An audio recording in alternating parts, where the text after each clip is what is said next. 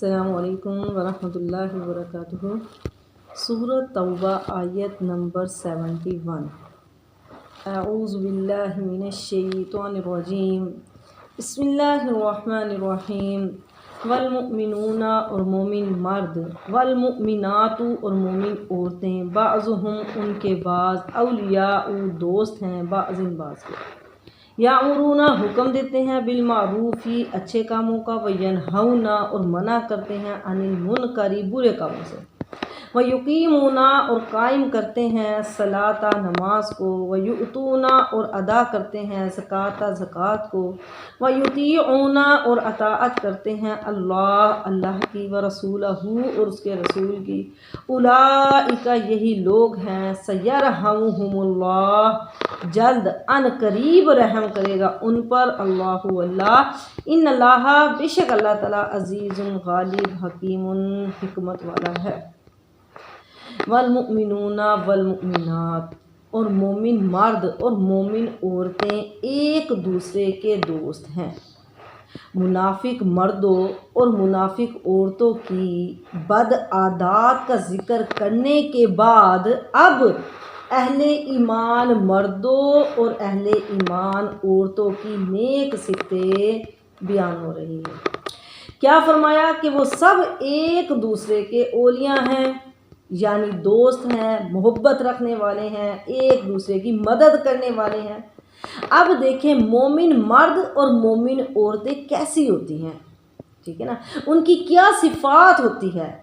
بعض ان میں سے بعض کے اولیاء ہیں، کیا مطلب ہے، یعنی مددگار ہیں، سپورٹر ہیں۔ منافقین بعض سے تھے، اولیاء نہیں تھے، ہم نے پیچھے پڑھا نا، منافقین بعض میں سے تھے، اولیاء نہیں تھے، لیکن مومن جو ہیں یہ اولیاء ہیں، ایک دوسرے سے محبت کرنے والے ہیں، ایک دوسرے کی مدد کرنے والے ہیں۔ نعمان بن بشیر رضی اللہ تعالیٰ عنہ بیان کرتے ہیں کہ رسول اللہ صلی اللہ علیہ وسلم نے فرمایا، مومنوں کی مثال آپس کی محبت، ایک دوسرے پر رحم اور شفقت میں ایک جسم کی ہے، جس کے اگر ایک عضو کو تکلیف پہنچتی ہے تو بقیہ سارے اعضاء جو ہیں وہ بخار اور بے چینی کی صورت میں اس کا ساتھ دیتے ہیں۔ سارا جسم بیماری میں مبتلا ہو جاتا ہے، سارا جسم رات کو نہیں سو سکتا۔ ایسا نہیں ہوتا کہ کان میں درد ہو رہا ہے تو باقی جسم کہے کہ ہمیں کیا، ٹھیک ہے نا، یا دانت میں درد ہو رہا ہے تو باقی جسم کہے کہ ہم کیا کریں، ہم تو سوئے نہیں، ٹھیک ہے نا، ہم کیوں نہ سوئیں، ہم تو سو رہے ہیں۔ ایسا نہیں ہوتا ہے، ٹھیک ہے نا، بلکہ کیا ہوتا ہے، سارا جسم جاگتا رہتا ہے، تکلیف میں رہتا ہے۔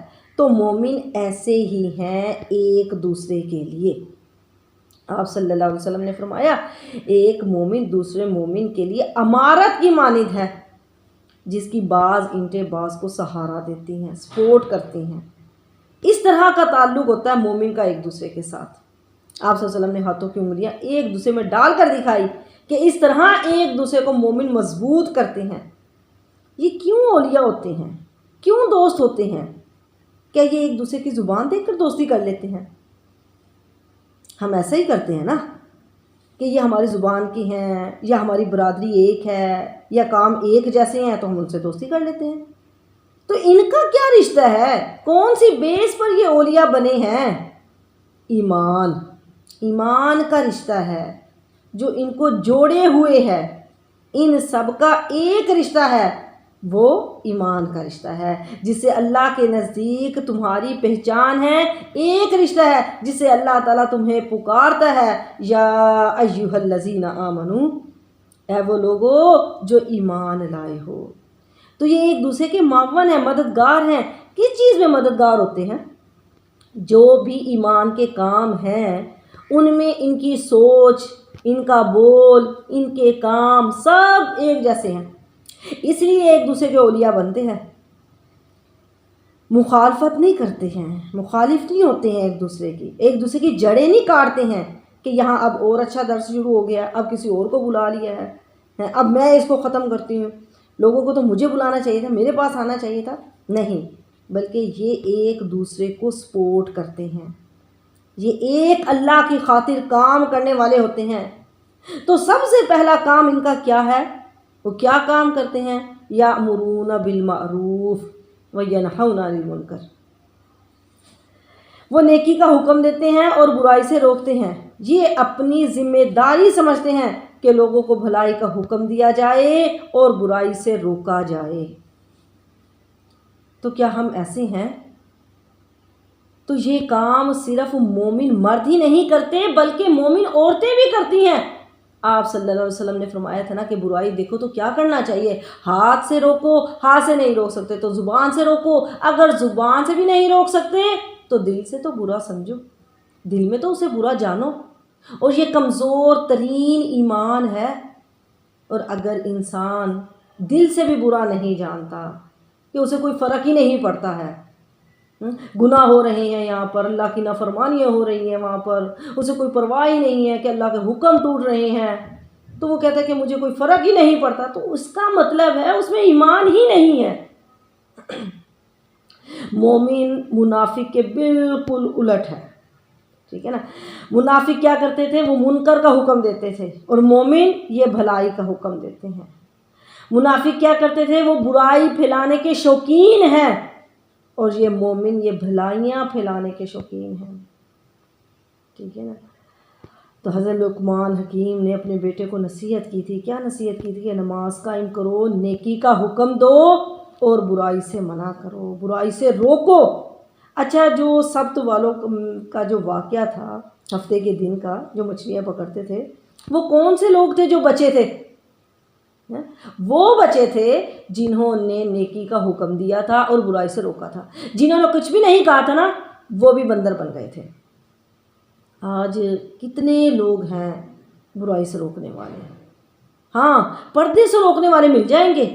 یہ کیا تم حاجن بنی ہوئی ہو، کیا ملانی بن گئی ہو، یہ کیا بس ہر وقت قرآن قرآن قرآن قرآن ہی پڑھتی رہتی ہو؟ نبی کے حکموں کی نافرمانیاں ہو رہی ہیں۔ وہ نبی جو ہمارے لیے راتوں کو اٹھ کر رویا کرتے تھے، یا رب امتی امتی کہا کرتے تھے، اب دیکھ لو کیا کر رہے ہیں ہم اس نبی کے ساتھ، اس کے حکموں کو توڑ رہے ہیں۔ شادیوں پر دیکھ لو، فوت کے اوپر دیکھ لو، گھروں میں، دفتروں میں، ہر جگہ اسلام کے طریقے ٹوٹ رہے ہیں، ہر جگہ شیطان کے طریقے چل رہے ہیں۔ اس رسول کو ہم کیا جواب دیں گے جس نے باپ سے زیادہ شفقت دی، ماں سے بھی زیادہ محبت کی؟ وہ کون سی ماں ہے جو ساری رات کھڑے ہو کر کہے گی کہ اللہ میرے بچے کو بچا لینا ہے، اللہ میرے بچے کو بچا لینا ہے؟ قیامت والے دن بھی ہر ایک کو نفسی نفسی ہوگی، اپنی اپنی جان کی فکر ہوگی۔ جتنے بھی پیغمبر تھے، کوئی نہیں کہے گا کہ اللہ میری امت کو بچا لے، سب کہیں گے نفسی نفسی۔ اور ہمارے نبی کریم صلی اللہ علیہ وآلہ وسلم، وہ نبی کہیں گے امتی امتی۔ ماں بھی اپنی اولاد کو بھول جائے گی، تو قیامت والے دن ہمارے نبی کہیں گے امتی امتی، یا اللہ میری امت کو بچا لے۔ تو ہم نبی کا کیسے قیامت والے دن سامنا کریں گے؟ کیا جواب دیں گے؟ وہاں پر تو کوئی چھپنے کی جگہ بھی نہیں ہوگی، کیا کہیں گے ہم؟ آج ہندو کی شادی اور مسلمان کی شادی میں کوئی فرق ہی نہیں ہے۔ آج ہندو عورت اور مسلمان عورت کے لباس میں کوئی فرق ہی نہیں ہے۔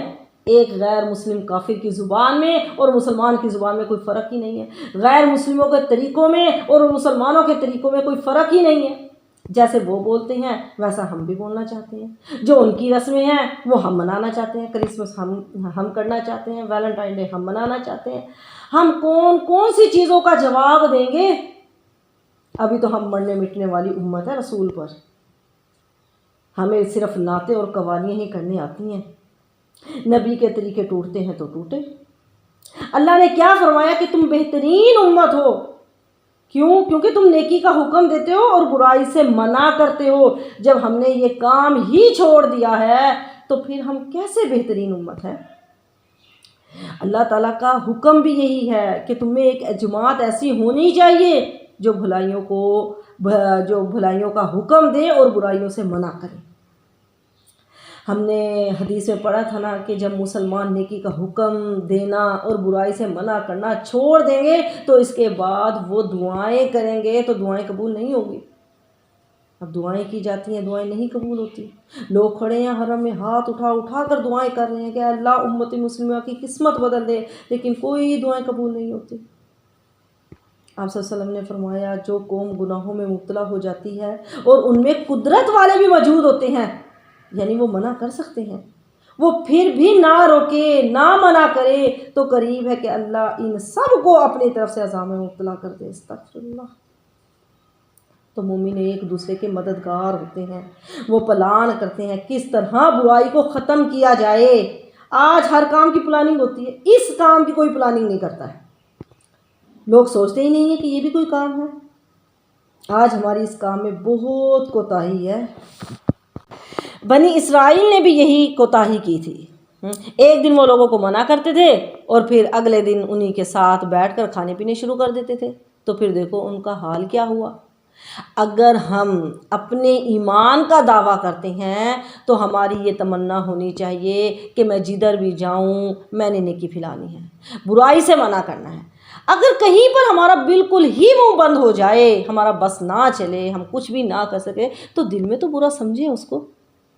ایسے نہ ہو کہ ہم برائی کی تعریفیں کرنے لگیں، برائی کرنے والوں کو ہم شاباش دینے لگیں کہ میں اس کی تعریف کروں گی تو یہ مجھے اچھا سمجھیں گے۔ نہیں، اللہ تعالیٰ نے کیا فرمایا، جو مومن عورت ہے، مومن مرد اور مومن عورتیں، ٹھیک ہے نا، ایک دوسرے کے دوست ہیں، یہ اچھے کام کرنے کا حکم دیتے ہیں، یہ برائی سے منع کرتے ہیں۔ پھر اس کے بعد کیا آیا، کیا فرمایا، وَيُقِيمُونَ الصَّلَاةَ، اور وہ نماز قائم کرتے ہیں۔ اور ہم کیا سوچتے ہیں کہ ہم نے نماز پڑھ لی بس کافی ہو گیا۔ نماز تو دین کا ستون ہے، اس پر اسلام کی عمارت کھڑی ہوتی ہے، بس اسی کو سب کو سمجھ لینا کہ پلر کھڑا کر دیا تو عمارت بن گئی۔ کیا پلر کے اوپر تو بلڈنگ بنے گی، یہ پلر ہے، نماز، روزہ، زکوٰۃ، حج، ہم نے اس کو کل اسلام سمجھ لیا ہے۔ جو نمازی بن گیا نا، بس اب جیسے تو وہ سب سے دیندار لوگ یہی ہے، بس یہ کافی نہیں ہے، ان کو ستون سمجھے اپنی عمارت کے لیے۔ آگے کیا ہے، اس سے بڑھ کر کیا ہے، یأمرون بالمعروف وینہون عن المنکر۔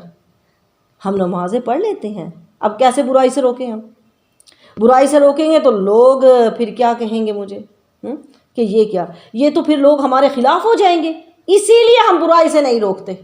ہاں نمازیں پڑھ لیتے ہیں، کیوں پڑھتے ہیں؟ کیونکہ لوگوں میں بھی تو مشہور ہونا چاہتے ہیں نا، کہ لوگ ہمیں کہیں کہ بڑی دیندار ہے، بڑی اچھی ہے، نمازی ہے، نمازیں پڑھتی ہے۔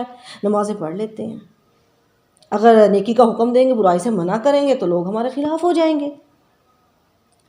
آگے کیا فرمایا، وَيُؤْتُونَ الزَّكَاةَ، اور وہ زکوٰۃ دیتے ہیں، زکوٰۃ ادا کرتے ہیں۔ یہ لوگ زکوٰۃ دینے والے ہیں، یہ لوگ اللہ کے راستے میں دیتے ہیں، خرچ کرتے ہیں۔ منافق کیا کرتے تھے؟ منافق اپنی مٹھی کو بند کر لیتے ہیں۔ مومن کو اللہ کے راستے میں خرچ کرنا آسان ہوتا ہے۔ کیوں آسان ہوتا ہے؟ کیونکہ یہ اپنی زندگی پہ، اپنے مال پہ، اپنی زندگی پہ، اپنے وقت پر، ہر چیز پر اللہ کا حق سمجھتے ہیں۔ اللہ کا حکم ہے مجھے دینا ہے، بس میں نے دے دیا۔ خرچ کرنے میں مومن کو کوئی دقت نہیں ہوتی ہے، کوئی مشکل نہیں ہوتی ہے۔ ہاں منافق کو خرچ کرنے میں کتنے ہول اٹھتے ہیں، کتنی بار اس کو سوچنا پڑتا ہے، ٹھیک ہے نا۔ اب دیکھیے منافقین بھی تو نماز پڑھتے تھے، ٹھیک ہے نا، منافقین بھی نماز پڑھتے تھے، مگر ان کی نمازیں سستی والی ہوتی تھی، وہ نماز میں اللہ کو کم یاد کرتے تھے، پڑھی نہ پڑھی برابر ہے، اور پھر نماز نہ انہیں برائی سے روکتی اور نہ بے حیائی سے روکتی تھی۔ تو آگے فرمایا وَيُطِيعُونَ اللَّهَ وَرَسُولَهُ، اور وہ اطاعت کرتے ہیں اللہ کی اور اس کے رسول کی۔ یہ نمازی ہوتے ہیں، ساتھ ہی زکوٰۃ بھی دیتے ہیں، تاکہ ایک طرف اللہ کی عبادت ہو، دوسری طرف مخلوق کی دل جوئی ہو، اور وہ ہر معاملے میں اللہ اور اس کے رسول کی اطاعت کرتے ہیں۔ اب وہ یہ سارے کام کرنے کے بعد نا یہ نہیں سمجھتے کہ ہم بڑے دیندار لوگ ہو گئے ہیں، اس کے بعد بھی اللہ اور اس کے رسول کی اطاعت کرتے ہیں، یعنی ہر کام اللہ اور اس کے رسول سے پوچھ کر کرتے ہیں۔ نمازیں پڑھنے کے بعد، زکوٰۃ دینے کے بعد بس اب فارغ نہیں ہیں، بلکہ اپنے رب کی بتائے ہوئے طریقے کے مطابق زندگی گزارتے ہیں، رسول کے بتائے ہوئے طریقے کے مطابق زندگی گزارتے ہیں۔ فرمایا اولئک، یہی لوگ ہیں، سیرحمہم اللہ، جلد ان قریب، جلدی ان قریب رحم کرے گا ان پر اللہ تعالیٰ۔ ان پر اللہ کی رحمت ہوگی۔ کن پر؟ جو نیکی کا حکم دینے والے ہیں، جو برائی سے منع کرنے والے ہیں، جو نمازوں کو قائم کرتے ہیں، جو زکوٰۃ دیتے ہیں، جو اللہ اور اس کے رسول کی اطاعت کرتے ہیں، تب اللہ کی رحمت آتی ہے۔ ہم سب چاہتے ہیں نا کہ ہمارے گھروں پر اللہ کی رحمت ہو، اس کے لیے ہم کیا کرتے ہیں؟ ہم درس کرواتے ہیں، قرآن خوانیاں کرواتے ہیں، آ جاؤ میرے گھر میں ذرا اللہ کی رحمت ہو جائے، برکت ہو جائے۔ تو اللہ نے یہاں کیا فرمایا؟ یہ کام کرو گے تو اللہ کی جلد ان قریب، بس سمجھ لو کہ اللہ کی رحمت آ گئی جو یہ کام کریں گے۔ اب گھر میں اللہ کی نافرمانیاں چل رہی ہیں، پھر آپ جتنے مرضی درس کروا لیں، ان سے کیا فائدہ ہوگا؟ یہاں یہ کہا گیا ہے کہ یہ کام کرو گے تو اللہ کی رحمت آئے گی۔ ہم ایک بار درس کروا کے فارغ ہو جاتے ہیں، تو اطاعت کون کرے گا؟ اللہ اور اس کے رسول کی اطاعت کون کرے گا؟ گھر میں تو اللہ اور اس کے رسول کے حکم ٹوٹ رہے ہیں، نماز تو گھر میں قائم نہیں ہو رہی ہے، تو کیسے رحمت آئے گی؟ اگر اللہ کا رحم چاہیے نا کہ اللہ میرے اوپر رحم کر، تو رحم کے یہ ذریعے ہیں۔ اللہ نے خود فرما دیا ان قریب وہ ایسے لوگوں پر رحم کرے گا۔ ان اللہ، بے شک اللہ تعالیٰ عزیز غالب ہے، حکیم بڑی حکمت والا ہے۔ آگے فرمایا وعد اللہ، وعدہ کیا اللہ تعالیٰ نے مؤمنین مومن مردوں سے، والمؤمنات اور مومن عورتوں سے، جنات باغات کا، تجری بہ رہی ہیں، من تحتها الانہار جس کے نیچے سے نہریں، خالدین ہمیشہ رہیں گے، فیہا اس میں، ومساکن اور مکانات، طیبۃ پاکیزہ، فی جناتی جنتوں میں، عدن ہمیشگی کی جنت میں، ورضوان اور رضامندی، من اللہ اللہ کی، اکبر سب سے بڑھ کر ہے، ذالکہ یہ، هو الفوز العظیم یہی کامیابی ہے، عظیم بڑی کامیابی ہے۔ وعد اللہ المؤمنین والمؤمنات، وعدہ کیا اللہ نے مومن مردوں اور مومن عورتوں سے، کس چیز کا وعدہ کیا؟ جنت کا، خالدین ہمیشہ رہیں گے۔ ایسے مومن مردوں اور مومن عورتوں سے اللہ کا وعدہ ہے، ایسے باغات کا وعدہ ہے جس کے نیچے نہریں چل رہی ہیں، وہاں سے کوئی نکالے گا نہیں، خالدین ہمیشہ رہیں گے۔ ابو سعید خدری رضی اللہ تعالیٰ عنہ اور حضرت ابو ہریرہ رضی اللہ تعالیٰ عنہ سے روایت ہے کہ رسول اللہ صلی اللہ علیہ وآلہ وسلم نے فرمایا، جنت میں ایک اعلان کرنے والا اعلان کرے گا کہ تمہارے لیے یہ نعمت ہے کہ تم تندرست رہو گے، کبھی بیمار نہیں ہوں گے، تمہارے لیے یہ نعمت ہے کہ تم زندہ رہو گے، کبھی نہیں مرو گے، تمہارے لیے یہ نعمت ہے کہ تم جوان رہو گے، کبھی بوڑھے نہیں ہوں گے، تمہارے لیے یہ نعمت ہے کہ تم خوشحال رہو گے، کبھی تنگی میں مبتلا نہیں ہوں گے۔ تو اللہ تبارک و تعالیٰ نے مومنوں کو ان نیکیوں پر جو اجر و ثواب ملے گا وہ یہاں پر اللہ تعالیٰ نے بیان کیا ہے کہ قدم قدم پر خوشگوار پانی کے چشمے ہوں گے، ومساکن طیبۃ فی جنات عدن، اور خوبصورت صاف ستھرے محلات ہوں گے، مکانات ہوں گے، پاکیزہ گھر ہوں گے، ایسے گھر جو پاکیزہ ہیں، ہمیشگی کے باغات ہیں۔ حدیث میں آتا ہے کہ جنت عدن اللہ نے اپنے ہاتھوں سے بنائی ہے، اس میں پھل پھول لٹکائے، نہروں کو چلایا، پھر جنت سے فرمایا اے جنت بول۔ جنت نے کیا کہا؟ قد افلح المؤمنون، تحقیق مومن کامیاب ہو گئے، فلاح پا گئے، کتنے اچھے رہے مومن کہ ان کو یہ جنتیں مل رہی ہیں۔ آپ صلی اللہ علیہ وسلم نے فرمایا یہ ومساکن طیبہ جو ہے یہ ایک موتیوں کا محل ہے، اس میں سرخ یاقوت کی 70 حویلیاں ہیں، ہر حویلی میں 70 گھر ہیں، ہر گھر میں 70 تخت ہیں، ہر تخت پر ہر رنگ کے 70 بستر ہیں، ہر بستر پر بڑی آنکھوں والی ایک حور ہے، ہر گھر میں 70 دسترخوان ہیں، ہر دسترخوان پر 70 قسم کے کھانے ہیں، ہر گھر میں 70 خدمت گزار ہیں، اور مومن کو ہر صبح اتنی قوت دی جائے گی کہ وہ ان تمام چیزوں کو صرف کر سکے، یعنی یہ ساری چیزیں استعمال کر سکے گا۔ آپ صلی اللہ علیہ وسلم نے فرمایا، بخاری مسلم میں ہے کہ جو پہلا گروہ جنت میں داخل ہوگا ان کی صورت 14ویں رات کے چاند کی طرح ہوگی، اور جو ان کے قریب ہوں گے ان کی صورت چمکدار ستارے کی طرح ہوگی، وہ پیشاب اور پخانہ نہیں کریں گے، وہ تھوکیں گے نہیں، نہ ان کی ناک نکلے گی، ان کی سونے کی کنگھی ہوگی، ان کا جو پسینہ ہوگا وہ مشک کی طرح ہوگا، ان کی بیویاں بڑی آنکھوں والی حوریں ہوں گی۔ اور پھر آپ صلی اللہ علیہ وسلم نے فرمایا 2 جنتیں تو صرف سونے کی ہیں، اس کے برتن اور جو کچھ وہاں ہے سب وہ سونے ہی سونے کا ہے، اور 2 جنتیں چاندی کی ہیں، اس کے برتن بھی اور تمام چیزیں بھی وہ چاندی کی ہیں، اور دیدار الہی میں کوئی حجاب نہیں ہے سوائے اس کبریائی کی چادر کے جو اللہ کے چہرے پر ہے۔ یہ جنت عدن میں ہوں گے۔ اور حدیث میں ہے کہ مومن کے لیے جنت میں ایک خیمہ ہوگا، ایک ہی موتی کا بنا ہوا ہوگا، اس کا طول جو ہوگا 7 میل کا ہوگا، اور پھر مومن کی بیویاں وہی ہوں گی جن کے پاس یہ آتا جاتا رہے گا، لیکن ایک دوسرے کو دکھائی نہ دیں گی۔ آپ صلی اللہ علیہ وسلم کا فرمان ہے جو اللہ اور اس کے رسول پر ایمان لائے، نماز قائم کرے، رمضان کے روزے رکھے، اللہ پر حق ہے کہ اسے جنت میں لے جائے، اور چاہے اس نے ہجرت کی ہو یا اپنے وطن میں ہی رہا ہو۔ لوگوں نے کہا کہ پھر ہم اوروں کو بھی یہ حدیث بیان کر دیں۔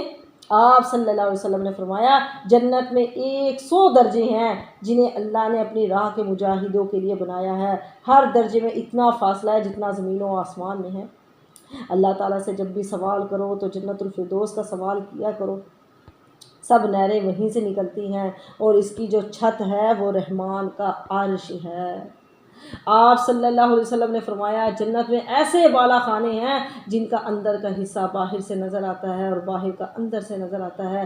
ایک راوی نے پوچھا یہ کن کے لیے ہے؟ آپ صلی اللہ علیہ وسلم نے فرمایا جو اچھا کلام کرے، جو کھانا کھلائے اور روزے رکھے، رات کو لوگوں کے سونے کے وقت نماز تہجد پڑھے، تو ان لوگوں کے لیے ہے۔ تو فرمایا خوبصورت صاف ستھرے محلات ہوں گے، مکانات ہوں گے، اور سب سے بڑھ کر چیز کیا ہوگی؟ ورضوان من اللہ اکبر، اور رضامندی ہے اللہ تعالیٰ کی سب سے بڑھ کر، سب سے بڑی نعمت کیا ہے؟ اللہ کی رضامندی ہے۔ جس کو اللہ کی رضا مل گئی یہ سب سے بڑی نعمت ہے۔ وہاں کے پھل، جنت کے پھل، نہریں، باغات، کوئی بھی چیز کچھ نہیں ہے، سب سے بڑی نعمت اللہ کی رضا ہے۔ جس کو یہ مل گئی یہی سب سے بڑی کامیابی ہے۔ ابو سعید خدری رضی اللہ تعالیٰ عنہ سے روایت ہے کہ نبی کریم صلی اللہ علیہ وآلہ وسلم نے فرمایا کہ اللہ جنت والوں سے فرمائے گا اے جنت والو کیا تم خوش ہو گئے؟